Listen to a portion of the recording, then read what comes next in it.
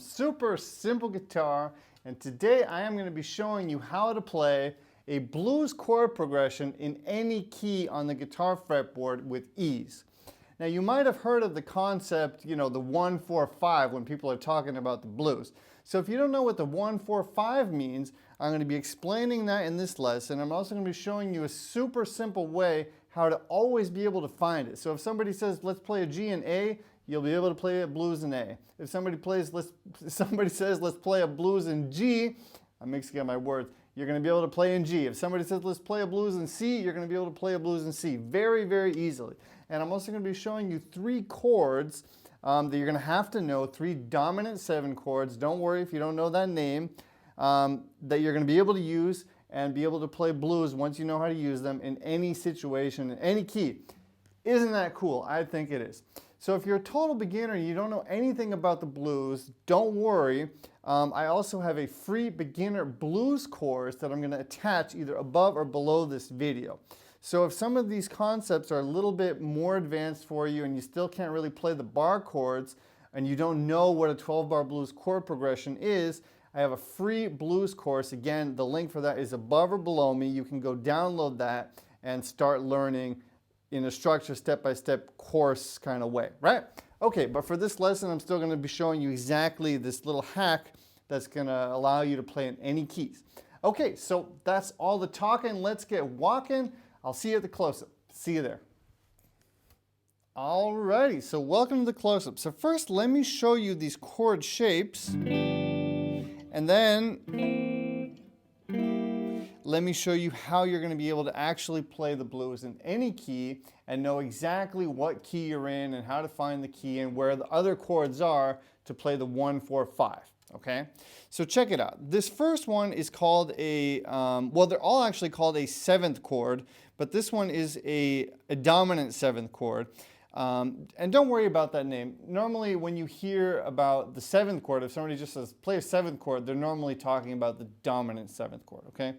And that's the typical one that you'll hear in the blues, all right? So these 3 shapes are the ones that you're always gonna see.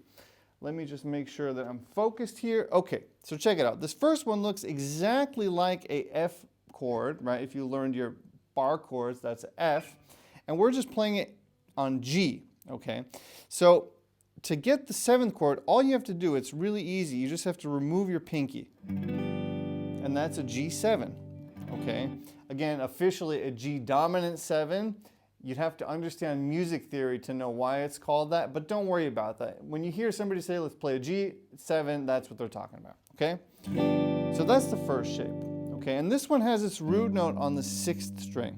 The other 2 shapes that I'm going to show you have a root on the 5th string, okay? So check it out. This is the G7. That's your first shape.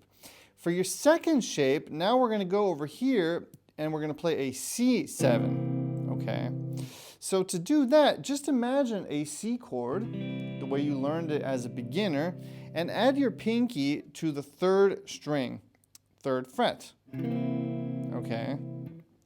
Now in this case, we can play all 5 strings, but in most situations, it's best to try to only play 4 strings. So the 5th, 4th, 3rd, and 2nd string, okay? So again, that's our C7, right?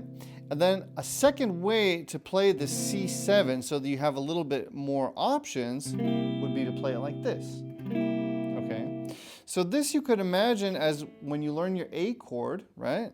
You push it over here to the 5th fret and you remove that note in the middle, okay? So that note in the middle is now removed, the 3rd string note.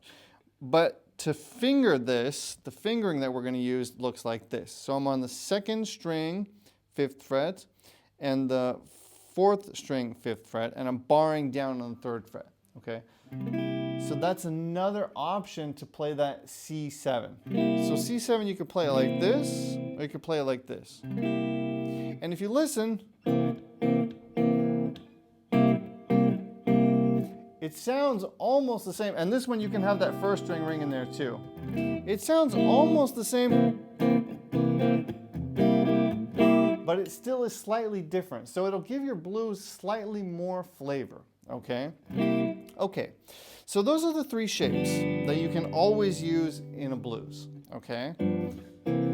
And those are the three most common ones that you will be seeing used as well, okay? So practice those a little bit if you've never played them. Okay, and now let's get to the part where we learn where the 1 chord is, where the 4 chord is, and where the 5 chord is, okay? And it's really, really simple, but if you don't know it, you can just spend a lot of time being confused and not understanding why you can't play blues in any key, right? So it's really, really simple. If we're playing a blues in G, our 1 chord is the G. Okay, so you're going to have to memorize the notes on the 6th string. If you don't know them yet, then you're not going to be able to know, what key you're in. Okay, because the 1 chord, you're going to have to identify it by the note on the 6th string. Okay, so if you haven't memorized the notes on the 6th string yet, you can also go download my picture chord book. That's also for free. There's also going to be a link for that above or below me, where it teaches you all of that. Okay, so I'm not going to talk about it now. So if you know this is the note G, then you're just going to grab a G7, and that's going to be your 1 chord, right? So G is your 1 chord.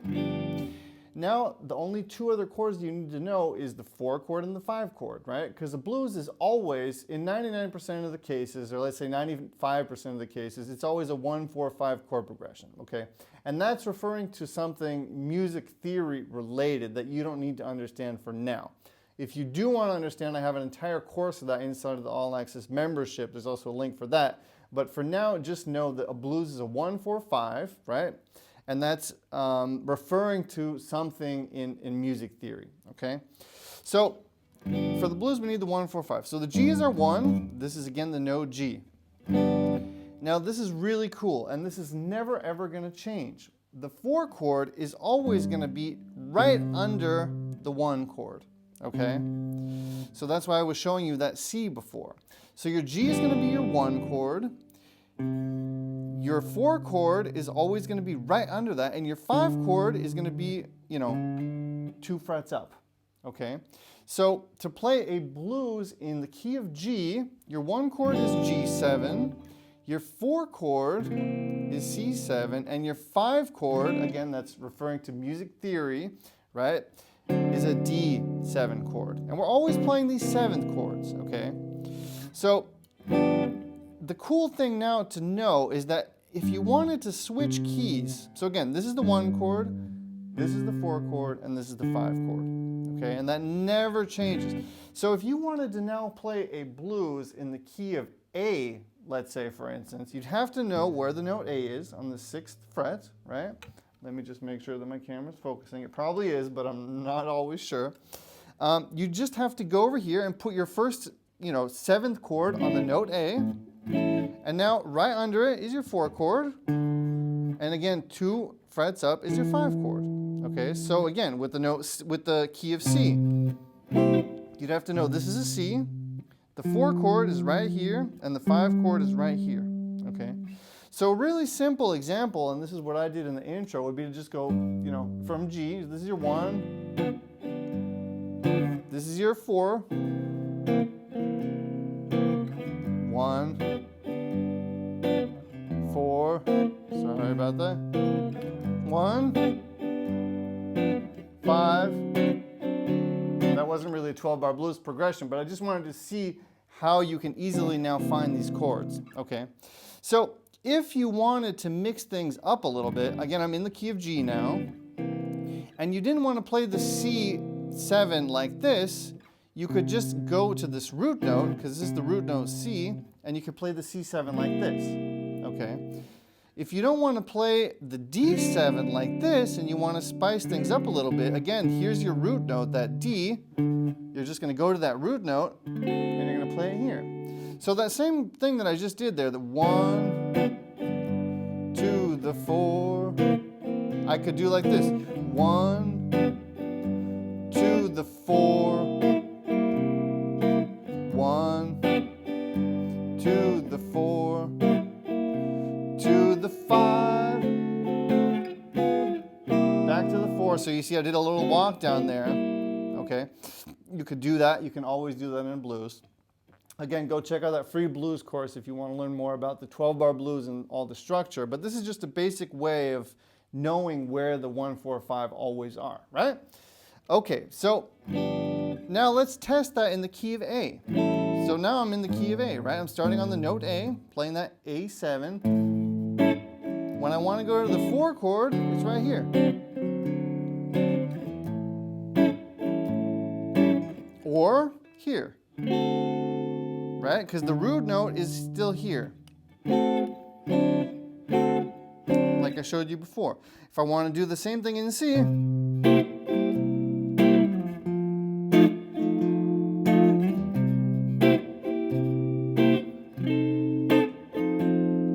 right? And that's a really simple way, and it's a way to have an instant map on the fretboard to know where your 1, 4, 5 are, right? Okay, so now let's say we wanted to play a blues, but we don't want to start with the 5th string root note, we want to start with the 5th string root note, okay? So let's say we're going to play a blues in the key of E. So this is the note E. You'd have to memorize the notes on the 5th string. I always recommend learning the notes on the 6th string and on the 5th string. Again, that's all in the free book, okay? So you just go here to the E7, and now our 1 is here.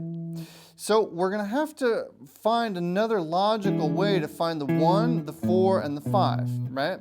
When we have the 6th string root note, then the 1 is here, the 4 is here, and the 5 is here. But when you have the root note on the 5th string, then it changes just a little bit, okay? But once you memorize this and internalize it, you're going to know it forever because it never changes. Okay, so now all you have to remember is the 1 is here, the 4 is here, and the 5 is here. Okay, so that's a really fast and easy way of finding your 1, 4, 5.